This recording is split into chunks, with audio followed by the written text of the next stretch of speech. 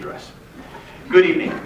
City Council, City Manager Campbell, Clerk Royal, Washtenaw County Clerk Kessenbaum, Judge Cowner, former Representative Burns was in the audience earlier, distinguished guests, and my fellow citizens.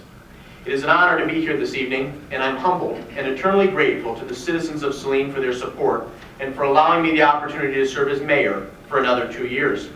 The opportunity for me is more than just being able to be mayor. It's about being collaborative and leading this community towards a better future. 2 years ago, in my first State of the City address, I shared my belief that our community was at a fork in the road. Across our state and nation, the role of municipal government was and is changing, evolving, and in some cases, fundamentally.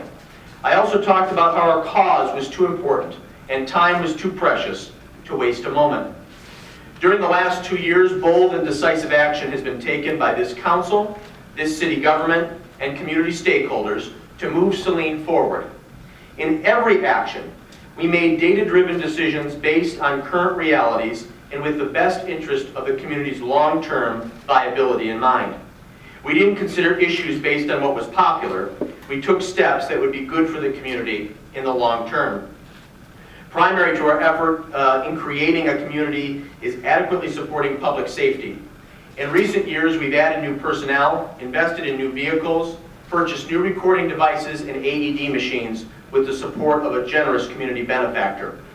Our police chief and our fire chief and many other community leaders have taken an active leadership role in the Saline Community Substance Abuse Prevention Task Force, which is working diligently to draft a strategic plan to clarify and focus efforts to combat substance abuse, and addiction in our community. Although the initial statistics show that Saline's abuse rates are low, clearly, substance abuse is dangerous to an individual and catastrophic to a community. I truly believe that every community member has great value and great purpose, and it's simply inexcusable for a life to be destroyed because of addiction. Finally, it's my goal to work with council to make sure our police department is adequately staffed. That means a quality dispatcher, 2 officers, and a supervisor on every shift. That's not just good for the public safety, it's good for our officers' safety as well. Also of crucial importance is responsibly managing city finances, and it's been an exciting 2 years on this front. We are all very proud of the upgrade in Saline's bond rating from A+ to AA by Standard & Poor's, a dramatic upgrade and a direct result of some of the important steps we've taken in recent years. Since January 2013, Saline has adopted and implemented a fund balance policy. We have experienced a burgeoning fund balance, growing for the first time in many years. We also have a policy that outlines how we as a city will financially support community events that enrich the lives of our residents. Finally, a bond refinancing will save Saline citizens hundreds of thousands of dollars. I want to thank my colleagues for supporting the return of Rec on the Go, a summer program for kids with an important integration of arts, reading, health, and fitness. During the economic recession of the past decade, many city government positions were eliminated via attrition or layoff when absolutely necessary. We've recently added much-needed positions at the Department of Public Works, and I would like to see a return of a code enforcement officer. If the funds are available and if it's deemed appropriate, I hope my council colleagues will work with me to reestablish this important position. Our most recent budgets are a reflection of our values and our priorities, and we are clearly conservative and have exercised restraint. Rest assured that this council and city staff will remain good financial stewards and will continue to scrutinize and evaluate every program and service to see if there's opportunity for improved cost savings and efficiencies. In the coming months and years, the city will continue to explore and find ways to manage our city's pension liability, an issue of paramount importance. Recently, the city made some important long-term investments in our infrastructure, including road projects on Saline River Drive, Woodland Drive in the heart of our industrial park, and in Arbor Street. This past summer, we completed a small but important project on South Lewis. The last project became possible because of some flexibility in our approach, and I hope that this more creative approach can continue into the future, especially for smaller projects that might not otherwise be possible. The city is doing preliminary work on the reconstruction of North Harris, a project that will commence in the early summer of 2015. Clearly, my friends, the most time-sensitive and important infrastructure project the city is dealing with is MDOT's Michigan Avenue Makeover, or the reconstruction of US 12 Michigan Ave in 2016. This project will coincide with the enhancement and modernization, of our downtown streetscape, which is nearing the end of its useful life. The project will have a lasting impact on this community for decades to come, and as such, council staff and numerous community stakeholders are working with a consulting firm and the Michigan Department of Transportation to plan and coordinate this the best we can. There are a number of issues that remain in flux, and many decisions will be made in short order. However, there will continue to be ample opportunity for citizens to provide feedback and comment throughout the process.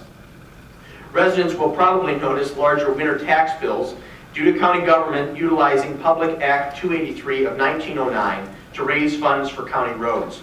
Accordingly, Saline will receive funds, and we will put those funds to good use. However, this will in no way diminish our efforts to find long-term and sustainable funding source for our roads and infrastructure projects.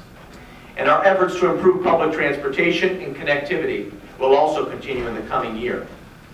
It goes without saying that economic development is an integral component to Saline's success. We have a history of engaging and communicating aggressively with businesses of all sizes in an effort to address questions they may have, but also to facilitate relationships that may prove mutually beneficial. This will continue in the years to come, and because of our efforts, we have received recognition from the University of Michigan Dearborn and the E-Cities as one of the best communities in Michigan to grow and to start your business. I'm very proud of Council's work on behalf of the personal property tax reform during 2014. The new law will undoubtedly help Michigan businesses, both large and small. And Council's advocacy on this issue resulted in overwhelming support by Saline voters this past August. I have communicated with the leadership of the LDFA TIFA task force, which was charged with updating the city's industrial park development plans, modernizing Saline's promotional materials, and identifying short and long-term strategies that will result in new economic development opportunities. I am hopeful the task force will reconvene and formalize their recommendations for the immediate and distant future. Finally, the Code and Ordinance Review Task Force continues to work hard to strengthen some policies, but also simplify and remove some regulations that may have proved overly burdensome on businesses and our citizens. In fact, Council will be reviewing some initial recommendations from the task force later this month or in early February. If business owners or residents have suggestions for the task force, I would encourage you to email the members at crtaskforce@cityofsaline.org. Our financial well-being and the economy's success are contingent on this community continuing to grow.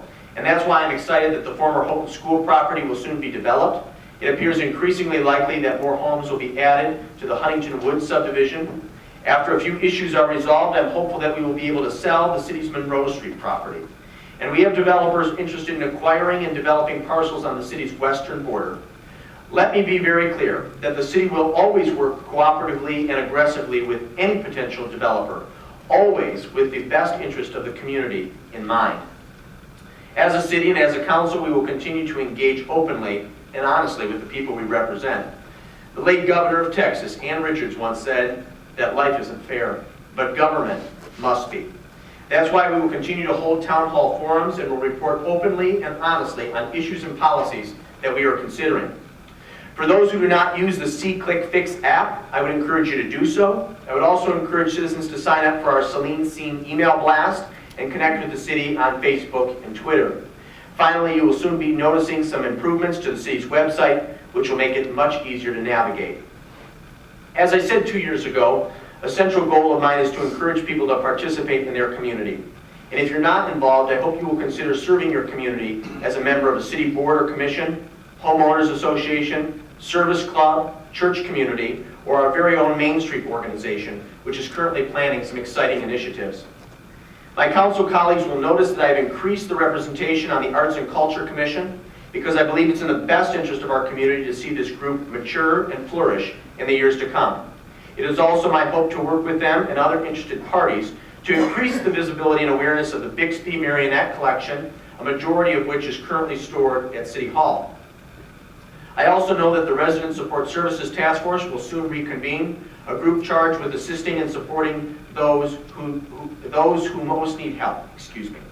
I hope this work will inspire others in the Saline community, a community that enjoys great affluence, by the way, to find ways to support those who are struggling. Clearly, Saline's accomplishments and plans for the future would be impossible without the dedicated and hardworking volunteers, city staff, and department heads, and a very talented group of returning council members who dedicate so much of their time and effort to making Saline a special place. I want to thank Dean Gearbaugh, David Rhodes, Jim Roth, Terry Seibel-Koenig, and Linda Tahar. Specifically, I want to thank Linda Tahar for serving as Mayor Pro Tem these past 2 years. Her thoughtful, reasoned approach has been greatly beneficial to me personally, as well as the city as a whole. And I know that David Rhodes will do an exceptional job in this position in the coming years. I also want to welcome our newest council member, Janet Dillon, who I know will bring a fresh, new perspective, and we expect great things. Clearly, an exceptional city emphasizes a wide array of key areas crucial to this community's well-being. And that's been Saline's approach these past 2 years, and it will continue to be our approach moving forward. I continue to believe that through bold, decisive leadership, we can confront our challenges head-on and emerge a stronger, more focused community. And yes, I still believe that Saline's best days are ahead of us. Thank you, may God bless you, and God bless Saline.